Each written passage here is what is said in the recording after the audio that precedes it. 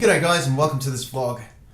Wanted to take the opportunity this week to review my progress. It's been 1 month since I've started vlogging, and it's been 2 months since I've first noticed the signs of the brachial neuritis in my shoulder, affecting the muscles in and around my shoulder. So for those who haven't seen my previous videos or don't understand brachial neuritis or what it is, or for those who do have brachial neuritis and can relate to this, just defining what it is, it's a nerve condition, typically affects the preferred shoulder, and it causes initially a really sharp shooting pain, and this can be for a period of 1 day to about 10 days. In my particular case, it was about 5 or 6 days. I can't quite put my finger on it or remember at this stage, but yeah, about 5 or 6 days of really sharp shooting pain in this area here, and I initially thought it was something to do with my back. Maybe a chiro could fix it, maybe a masseuse could fix it, that sort of thing.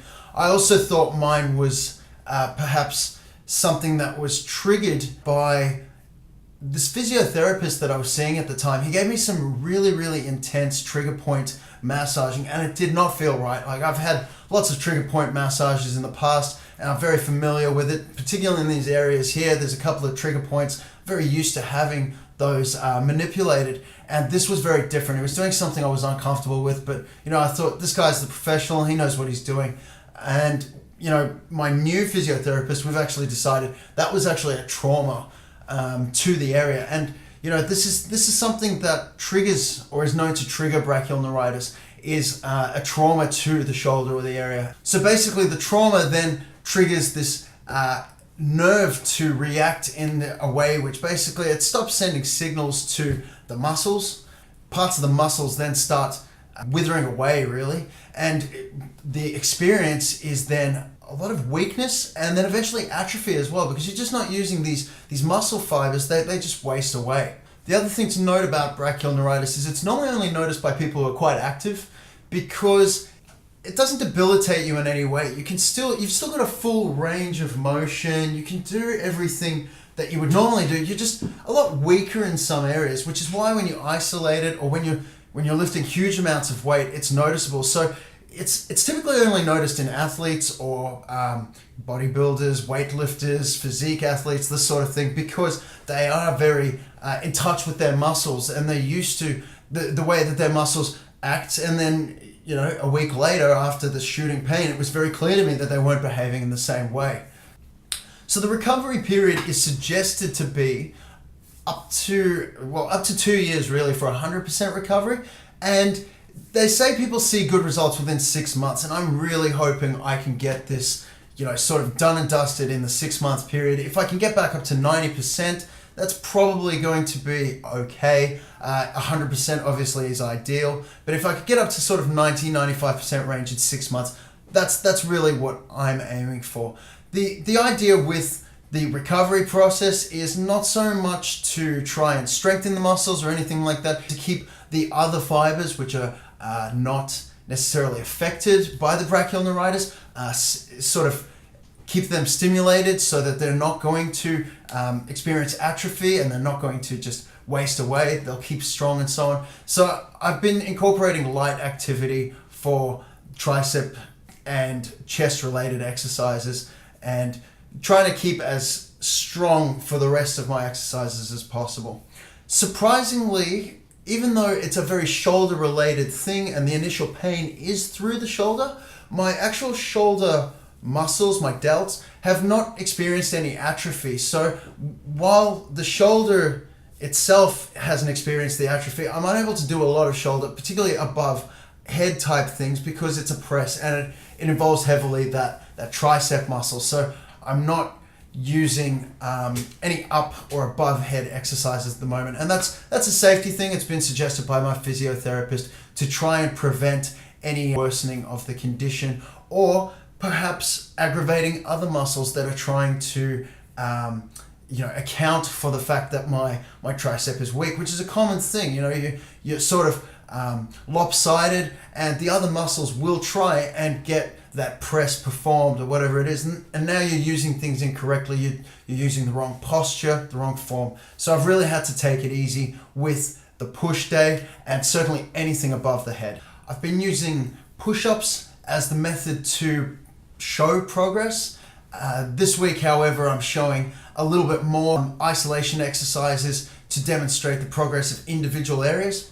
I've actually had quite a rapid improvement, I feel, to my chest and also to my lower lat on the right hand side. So you'll notice during some of the video footage, it's a bit more even. I have some more strength, but the thing that's still letting me down the most is definitely the tricep. And that's also evident. I'm sort of gained quite a bit of the strength back. As a percentage, I'm probably 30% of the way between where I was initially after the atrophy and the weakness to where I should be. Whereas with my pecs and my lats, I'm probably getting closer to about 50-60% of the way back to fully recovered.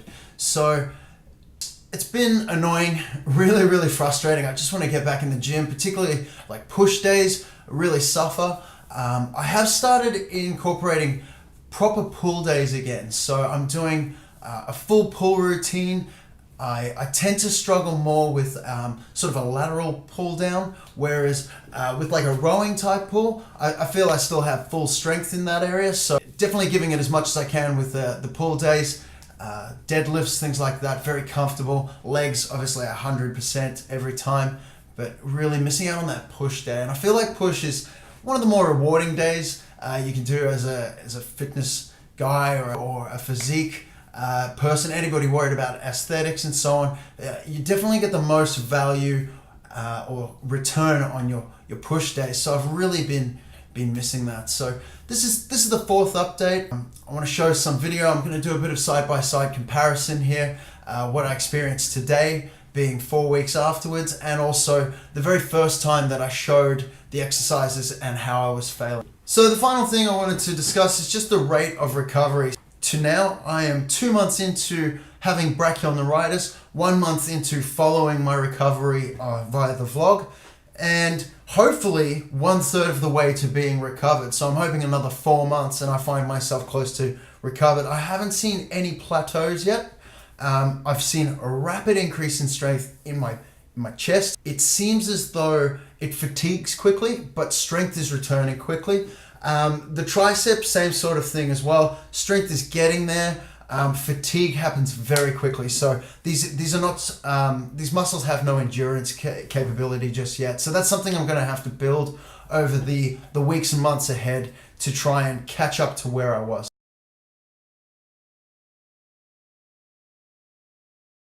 So here we can see this week's in the main screen, and the picture-in-picture in the corner is a month ago. We went from about 50 kilograms, which I was sort of struggling with a month ago, now comfortably doing 60 kilograms in the main picture here. I did push it up to 70 kilograms, and I certainly found my limitation here. This seems to be my working range at the moment. And for the most part, this was quite comfortable. However, I did actually manage to find failure. You're about to see it in a second. And the guy holding the camera had to help me out, because this next one here, I did nearly drop that weight on myself.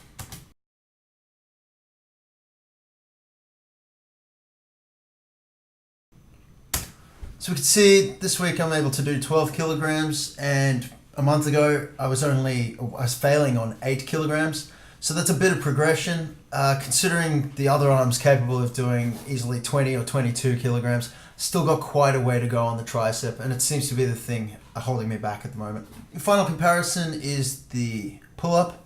You can see in the main picture, I'm moving quite confidently now. It is sloppy, it's not great form, but the power seems to be coming back slowly, and it's a lot more even than it was a month ago, where I was really lopsided and the left arm was doing most of the work.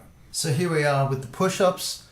In the bottom corner, you can see I'm really struggling with these push-ups. I only managed to get up to 9 in the first month. I was easily able to do 50 push-ups before this brachial neuritis occurred, so that's certainly the target here. And you can see that the rate of recovery is pretty consistent. Week 1 being 9, week 2 being 15, week 3 19. What we're watching is 28 push-ups right here, but with 26 really good form push-ups, and it's It's a really linear rate of recovery as well, which I'm really happy with.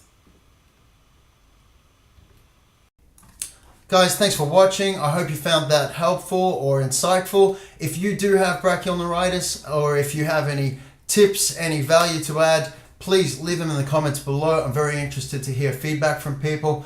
And also feel free to subscribe. I will be posting weekly updates just from the push-up perspective to see how I'm going. And then on a monthly basis, I hope to be able to continue providing in-depth sort of comparisons on the isolation exercises and how that's going. Thanks for watching.